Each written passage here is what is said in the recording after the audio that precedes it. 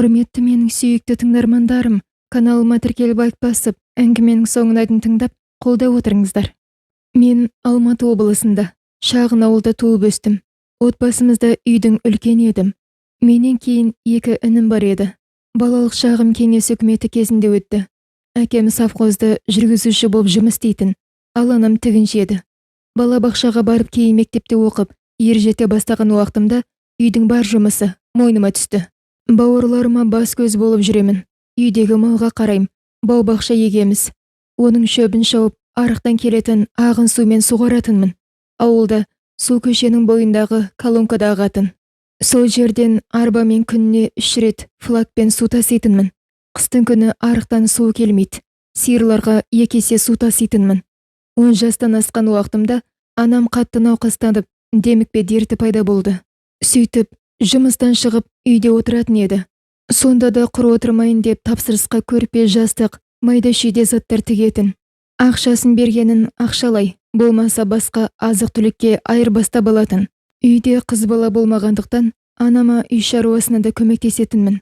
Анам қатты ауырған күндері таңертең ерте тұрып, мектепке кеткенше сиыр сауып, оны пісіріп, шай жөндеп бауырларыма таңғасын беріп, мектепке кететін едік. Қыс мезгілінде үйге пешке от жағып, үй жинап, еден жуып қоятын едім. Өйткені анамды қатты жақсы көретінмін. Оған барғанша жұмыс етпеуге тырысып, жаным ашып жүретінмін. Бала күнімнен өзім тазалыққа үйрендім. Киімдерім мен заттарымды таза, ұқыпты ұстайтынмын. Өз кірімді өзім жуып, моншаға түсіп, қатарластарыма қарағанда есейдім. Жаз мезгілінде есік алдында сүт, айран, құрт, май, бақшадан көкөніс сататынбыз.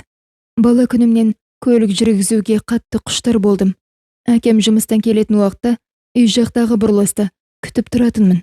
Сөйтіп, әкемнің жанына рөлге отырып, үйге келгенше көлік жүргізіп келетінмін.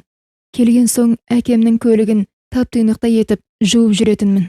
Үйдің үлкені болған соң бар салмақ, жауапкершілік үлкенге түседі екен. Әкем өте қатал болды. Бала күнімізден мейірімін төгіп еркелеткен емес. Мүмкін ер баланы осылай өсіру керек деп ойлайтын шығар. Іштей жақсы көргенімен мінезі ауыр болды. Анамен ренжісіп, қол жұмсаған кездерін көріп өстім. Мені де талай сабады, таяқ жедім. Дегенмен әкем емес пе? Ата-ананы біз таңдамаймыз. Іштей мен жігітпін деп, ауыр жұмысқа да, әкемнің мінезіне де барлығына шыдап, осылай ержеттім. Жасым 14-ке келгенде әкем және қол көтермек болғанды қолынан шап бердім де, қысып тұрып, әке, мен ержеттім. Еш себепсіз өзіме де анаман да ендігі қол көтергізбейм. Жетер енді, деп едім. Әкем үнсіз ғана қолын тартып алып, сыртқа шығып кетті. Сонан кейін дауыс көтеріп, ұрысқаны болмаса, қол жұмсамайтын болды. Анамның айтуынша әкем жастай ата-анасынан айырылып, туыстарының үйінде өскен екен. Содан болар, әкем мінезі ашушаң еді. Анамнан кейін әкемде қатты ауырып, отаға түсті. Осы кездері қатты қиналдық. Мен үйдің үлкені болған соң, жастайымнан қара жұмыс істеп, осы бір кезеңде отбасының асыраушысы болдым. Сөйтіп әкем аяққа тұрғанда, 9-шы сыныпты аяқтап, Алматы қаласына училищеге оқуға түстім. Алматы қаласындағы анамның туған анасы, нағашымның үйіне орналастым. Нағашым мен әйелі өте жақсы кісілер еді. Ол кісілерге бала күнімізден жиі барып біз қатарлы ұлдарымен бірге өстік десем де болады. Әкем жаққа қарағанда нағашыларымызбен жиі араласып, той жиын қонаққа көп баратын едік. Осы нағашымның ортаншы ұлы екеуміз бір оқу орнында, бір топта оқыдық. Мен бала күнімнен ауыл тіршілігімен шымыр болып өскен едім. Спортқа жақын болдым. Мектепте спорттық үйірмелерге қатысып, талай жүлделерді де иемдендім. Бойым ұзын, кең, жауырынды, ақ-сары сымбатты жігіт едім. Ауылда талайды ұрып-жығып төбелес, жекпе-жекте жамбасым жерге тимеген намысшыл едім. Қалаға келгеннен кейін де училищеде ешкімге дес бермедім.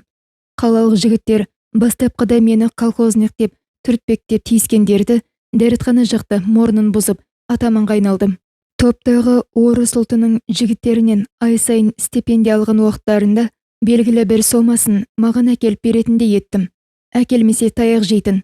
Нағашым өте салмақты кісі еді. Жағдайлары жақсы болатын. Ұлдарына қандай киім кигізсе, маған да соны алып беретін. Осылай жүріп оқуды бітірдім. Өз мамандығым бойынша жұмысқа орналастым. Кейін аэропортқа жүргізуші болып ауыстым. Айлығым жақсы болатын. Үнемі жаңа көліктер мініп, тақадай болып киініп, қалаға бастықтар мен іс-сапарларға жиі шығатынмын. Қыз қырқында көп болды. Ол кезде қылшылдап тұрған жас жігітпін. Астымда жаңа көлік, қалтамда үнемі ақша болатын. Ауылға ылғи жаңа көліктермен баратынмын. Барған сайын үйге азық-түлік, бауырларыма киім-кешек апарып тастайтынмын. Осы кезде бір күні мейрамханада достарымен отырғанда алғаш рет Саяны кездестірдім. Жандағы құрбыларына ұқсамайтын, ақ құба, бойы орташа, өте нәзік келіншек жүрегімді селт еткізді. Бұға дейін қанша қызды көрсем де шын ұнату, ғашық болу, біреуді қатты қалау деген секілді сезімдер болмаған еді. Сол кеште Саяға қатты көңілім кетті. Сол кездегі Сая маған 18-дегі қыздай еді. Киім-киінісі, жүріс-тұрысы, бейкүнә күлкісі, жымиғаны, биязылығы, көз жанарындағы жасырын мұң адамды еріксіз өзіне магниттей тартатын. Кеш бойы Саядан көз алмадым. Аппақ мойнынан иіскеп, қосанарын жалаңаштап, құшағыма қысқым келді. Жанымдағы достарым айтып, қыздармен танысуға бел буып, белаңнан шығып, Саямен таныстым. Бастапқыда Сая маған мүлде көңіл бөлмеді. Дегенмен сөзбен баурап, оның көңілін таптым. Өзім орыс сыныбында оқыдым. Училищенде орыс тобында оқыдым. Өмірге деген көз қарасында заманауи еді. Менде ешқандай қатып қалған қағида жоқ. Өмір ағыммен заманға сай, өзімді жүрегімді тыңдап, соған орай әрекет ететінмін. Саяны ұнаттым, жақсы көрдім. Әрқашан қалап тұратынмын. Оның тұрмыста болғаны, 2 баласы маған ешқандай кедергі болған жоқ. Сая менен 10 жас үлкендігі болса да, өмір көрген, ажырасқан, кексе қатын емес. Керісінше, мінезі жібектей, өте тартымды, нәзік жан еді. Өте білімді, көзі ашық, мәдениетті, жұмыста сыйлы, үй тіршілігіне пысық, төсекте жанып тұрған келіншек еді. Осындай әйелді қадірлей алмаған болатты, мен сол күйе түсіне алмаған едім. Сая екеуміз бір-бірімізді қас-қабағымызбен ақ ұғызатынбыз. Сол кезде мен оған үйленуге дайын едім. Бірақ Сая менен аяғы ауыр болып, оны маған айтпай, жасанды түсік жасатқанда, бұл маған сатқандық жасағанмен бірдей болды. Мұнысына қатты ашуландым, тіпті кетіп қалдым. Бірақ арада көп уақыт өтпей-ақ өзі іздеп келіп кешірім сұрағанда, оған бауыр басып қалғанымды түсіндім. Алайда сол кезде Саяны кездейсоқ көріп қалған анам, оның жағдайын естігенде, менің оған үйленуіме түбегейлі қарсы болды. Балам-ау, ол беті ашылған келіншекті қайтесің? Туыстар сөйлейді ғой, сен үйленбеген жігітсің. Өз теңіңді тап, қазір жассың, білінбейді. Ертең 1-10 жылда бұл келіншек жаныңда анаңдай болып, бет аузы әжім болып тұрғанда, елден ұялатын боласың, деп айтқан еді. Бірақ мен сонда да Саямен қарым-қатынасымды үзбедім. Осылай уақыт жылжып өте берді. Саяның кішкентай қызы көз алдымда бой жетіп кетті. Ал Сая шанам айтқандай, бетінде майда әжімдер пайда болып, көз алдымда қартайып бара жатты. Дегенмен, әжімдерінің өзі оны одан әрі сұлуландыра түскендей еді. Сая алғаш түсік жасатқандақ, мен Саяға әке болғым келген еді, деп түпкі ойыммен ниетімді айтқан едім. Екінші рет түсік жасатқанда ішім күйді, не істерімді білмедім. Кетейін десем, оны қимаймын. Осыншы жылдар аралығында бір-бірімізге үйренісіп, бауыр басып қалған едік. Осы кездері ауылға ата-анама барып жүргенде, үйдің жанындағы дүкен жақта бірінші әйелімен таныстым. Мектепті жаңа бітірген, уылжыған, жап-жас қыз маған сырттай ғашық екен. Демалыс күндері менің жолымды тосып, үй жақты айналшықтап жүретінге ұқсайды. Мұны маған кейін дүкен сатушысы, сыныптас құрбым айтқан еді. Содан Сая екінші рет түсік жасатқанда, ауылға барып сыныптасым ұлды болғанда, әке атануын жуамыз деп, дүкен жақта кездесіп қалған Жансаяны жаныма көлікке отырғызып алып, қаланы қыдыртып, онан кейін сол түнді бірге өткіздік. Қарасам қыз еркек бетін көрмеген пәк екен. Пәк қызды жігітті өмірімде алғаш кездестірген едім. Жансая көп сөйлей бермейтін, ұяң еді. Жүзіме тік қараған емес. Онымен сол алғашқы түннен кейін ауылға жолым түскенде ғана сирек көрісетінмін. Жансаяны қатты ұнаттым. Сүйіп қаладым деп айта алмаймын. Оны қызулықпен, пәктігінен айырғаным үшін іштей ар-ұятым мазалайтын. Тіпті оның отбасы қай жерден жеке басына қатысты ешқандай қызығушылық танытпаппын. Сөйтіп, жұмысымды істеп, өзім бауыр басып қалған Саяштың жанында бұрынғыдай тұра бердім. Сая мен Жансая екі бөлек адам еді. Осылай жүргенімде, арада біраз уақыт өткеннен кейін Жансая маған аяғым ауыр деп хабарласты. Мұны естігенде не ойларымды білмей қалдым. Бұл маған күтпеген тосын сый болды. Әке болғым келгенімен, сүйген адам балаларымның анасы болса екен деп қалаған едім. Шыны керек, іштей Жансая қалай ғана алғашқы түннен кейін менен аяғы ауырлап қалды. Бұл мүмкін емес деп сене алмадым. Сөйтіп, дүкендегі сыныптас құрбыма хабарласып, Жансая жайлы сұрастырдым. Оның жайын естігенде төбемнен жай түскендей болды. Қызылорданың тумасымын деп жүрген сұлуым Қарақалпақстаннан ауылға көптеп келіп жатқан оралмандардың бірі екен.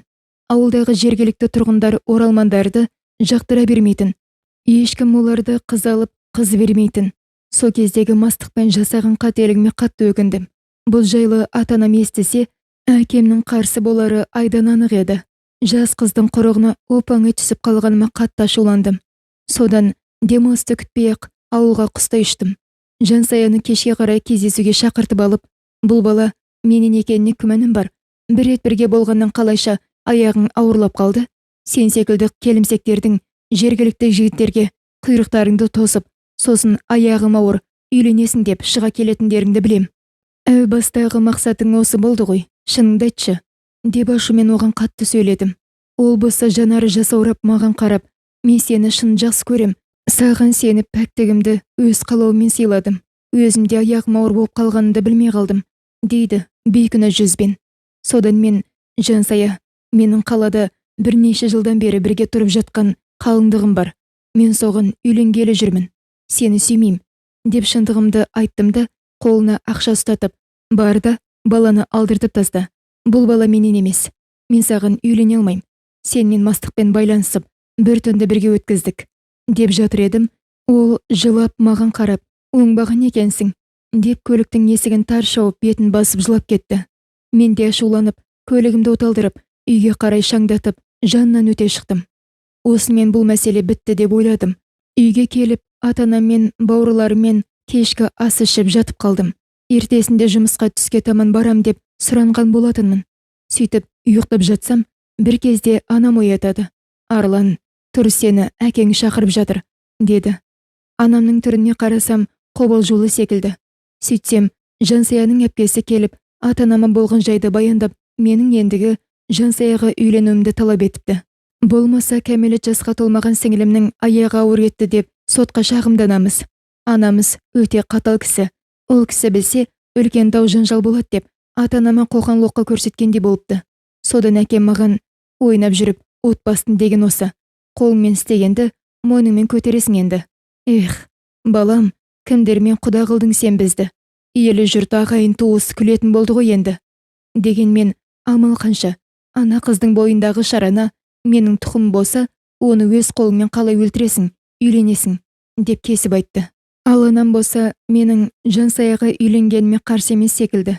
Өйткені Сая екеуміздің қарым-қатынасымызды мүлде құптамайтын.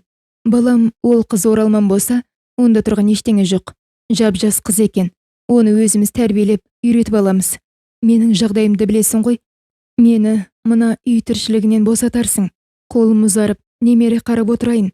Алдағы демалыста келінді алып кел. Ал біз беташарға дайындала берейік, деді. Содан амал жоқ. Қалаға барып Саяға болған жайды баяндап, шындығымды айттым. Саяш, көзі мөлтілдеп, менің бар киім-кешегім мен заттарымды жинап, маған бақыт тілеп шығарып салды. Іштей Саяға деген қимастық сезімі болғанымен, мен де болашағымды, ата-анамды ойлауым керек еді. Өйткені жасымда 30-ға таяп қалған болатын. Қатарластарымның барлығы отбасын құрып, әке танып, балаларының алды мектепте оқитын. Кетіп бар жатып, 10 жыл жастық шағым Саяға байланып өтіп кеткен екен-ау, деген өкініш пе, қимастық па? Әйтеуір көңілім құлазып, ауылға аяғым тартпай жұмысқа келдім. Сөйтіп, ары ойланып, бері ойланып, ақыры амал жоқ. Демалыста ауылға барып, сыныптас достарымен ащы суға тойып алып, Жансаяны үйге келін етіп алып келдім. Анамдар дайындалып отыр екен. Келінге ақ жаулық салып, ауыл мен туған туысты жинап, беташар жасады. Осылай үйленіп, отбасын құрдым. Обал не керек? Жансая үй тіршілігіне өте епті, пысық болып шықты. Анамның көңілінен шығып, келінді қызметін жасап жүрді. Алайда маған ішімдегіні тап дегендей тымырайып жүретін. Екеуміз екі адам секілді едік. Сөзімізде жараспайтын. Төсекте де сезімсіз, қуыршақ секілді еді. Төсегіміз суық болатын. Амал жоқ. Үйдегілерге ештемемді білдіртпей, жұмысқа барып келіп жүріп жаттым. Уақыт өте Саяшты сағына бастадым. Екі аяғы мені еріксіз соған алып барды. Сөйтіп, Саяның ыстық құшағында екі жақты өмір сүрдім. Іште Сая екеуміздің де ар ұятымыз мазалағанымен, осы 10 жылда бір-бірімізге қатты бауыр басып қалған едік. Кей кездері үйдегілерге жұмыстамын деп, оның жанында қонып қалатынмын. Мұнымды ыза болып, хабарласқан әйелімнен жасырмайтынмын. Ол болса көз жасы көл болып, үнсіз жылап қалатын. Осылай жүргенімізде Жансая босанып, ұлды болдық. Бұған ата-анам қатты қуанды. Ал менің көңілімдегі күдік сейілмеді. Бала менен бе, жоқ па? Деген сұрақ көкейімде қалып қойған еді. Алайда уақыт өте келе, ұлым өсе келе өзімнен ауылмай келе жатқан көріп, оған әкелік мейірімім оянды. Әйелімді қалай бар, солай қабылдай бастадым. Осы кезде Саяда аяқ астынан екеумізге де оң шешім қабылдап, басқа қалаға қоныс аударып, менімен байланысын үзіп кете барды. Ал мен ұлыма алданып, маңдайыма жазылған тағдырымды қабылдап жүріп жаттым. Әке-шешеме алғашқы немерелері өте ыстық болды. Жансая Сая кеткен соң өзгере бастады. Ата-анам өбектеген сайын тілі шығып, мен жоқта оларға мінез көрсете бастапты. Менің оның мұндайынан еш хабарым жоқ еді. Алғашқы некемдегі келеңсіз жайттарды тізе берсем, мұным жігіттікке жатпас. Сонымен не керек? Ұлым адам танып, тәтті қылықтары шыға бастаған уақытта Жансая күйеуден қайтып келген әпкесі мен анасының сөзіне еріп, ұлымды алып кетіп қалыпты. Соңынан 3 рет бардым. Ата-анам да барды. Бірақ Жансая қайтпады. Ұлымды өзім бағам, сендерден ештеңе қажет емес, деп анасымен бірге көргенсіздік танытып, анамның ұлыма деп алып берген тәттілерін, киім-кешегін лақтырған соң қатты көңілім қалды. Оралман болғандықтан құжаты дұрыс болмай, заңды түрде некеге тұрмаған болатынбыз. Сонан кейін екеуміздің жолымыз екіге айырылып, ажырасып кеттік. Дегенмен, ұлымды сырттай көріп, ауылдағы таныстар арқылы қол ұшын созып, көмектесіп тұрдым. Бар жағдайын біліп тұратынмын. Ер жеткенде іздеп келіп жатса, оның алдындағы әкелік міндетімді атқарам. Оған деп жер телімінде алып қойған едім. Алайда тұңғыш ұлым барлығына мені кінәлап, дауыс көтеріп, бетіме келіп дегенде тәрбиенің дұрыс болмаған түсіндім. Содан балама, аман жүр, айналайын деп шығарып салдым. Мүмкін уақыт өте ақыл кірер, түсінер. Сая кетіп, Жансаямен ажырасып кеткеннен кейін, іштей күйзелісте жүрген кезімде қазіргі таңдағы жарымен таныстым. Жанар менің көңілімдегіні айтқызбай-ақ ұғатын, өзі психолог секілді еді. Жоғары білімді, өмірді түсінетін, өте позитивті жан болатын. Оның жанында өзімді таптым. Не қалайтынымды, әрі қарай қалай өмір сүру керек екенін ұқтым. Сөйтіп, Жанармен ұзақ уақыт кездесіп жүріп, отбасымен танысып, ата-анасының алдынан өтіп, қазақтың салт-дәстүрі бойынша қолдан ұзатып алып, отбасын құрдық. Жанардың менің адам екенін ұқтым. Онымен өмірімді байланыстырып, одан балалы болғым келді. Бұл жолы қателеспеппін. Қазіргі таңда қалада тұрамыз. 4 перзентті тәрбиелеп отырмыз. Әйелім, әлемім деп айта алатындай, жарымды жанымдай жақсы көрем. Сүйем, құрметтейм. Жұмыстан үйге қайтқанша асығам. Мен үйге жақындағаннан ақ көлігімнің даусына алдымен үйдегі адал досым Ақтөс итім үріп, алыстан қарсы алады. Бәйбішем болмаса, ұлым қақпаны ашып, мені жайраңдап күліп қарсы алады. Ал кішкентайларымыз мойным асылып, қолымдағы тәттілерімді алып, рахмет әке деп мәз болады. Мен қашан келсемде, Жанардың ыстық тамағымен шәугімі сақырлап қайнап тұрады. Оғанда төс қалтама тыққан шоколадымды берем. Жанарда жас балаша мәз болып, мұнымен кейін екеуміз балалар ұйықтаған соң шай ішеміз деп қойып қояды. Бақыт мен үшін отбасым, балаларым, ата-анам мен бауырларымның амандығы, еліміздің тыныштығы. Ал жігіттік дәуренде кімнің басына не келіп кетпейді. Өткенді сол өткен күннің еншісіне қалдырдым. Өмірімде болған жандардың барлығына тек бақыт тілеймін. Менің шындығым осы. Әңгіменің соңы. Каналыма тіркеліп лайк басып, әңгімені қолдай отырыңыздар. Тыңдағандарыңыз рахмет.